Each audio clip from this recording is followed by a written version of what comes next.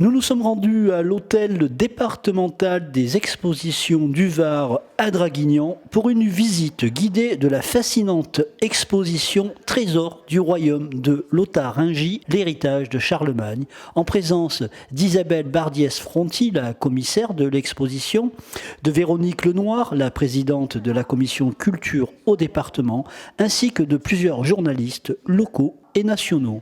L'exposition met en avant l'histoire de ce royaume souvent méconnu, ainsi que l'exceptionnelle richesse de l'art carolingien.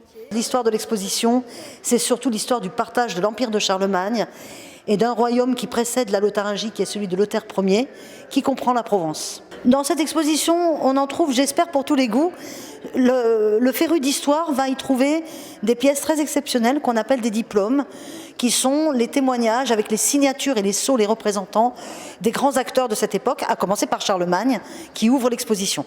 Et puis le deuxième axe de l'exposition, c'est l'histoire de l'art. Et vous trouvez vraiment de grands chefs-d'œuvre qui sont à la fois de la peinture, qui est dans les livres à l'époque, mais aussi de la sculpture sur pierre ou sur ivoire, et enfin beaucoup de matières précieuses, puisque c'était des orfèvres extraordinaires.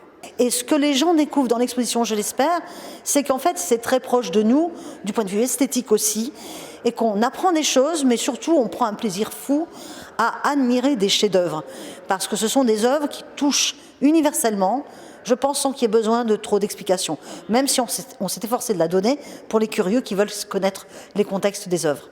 Pour le département du Var qui œuvre pour la culture pour tous, il était important de montrer ces objets.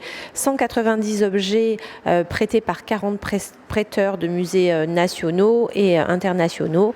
Vous savez que la plupart de ces objets étaient initialement des trésors cachés dans les abbayes et les églises. Donc c'est une grande première de rassembler autant d'objets dans un espace comme l'hôtel départemental des expositions ici à Draguignan. Et cette exposition, je le rappelle, est proposée par le département du Var.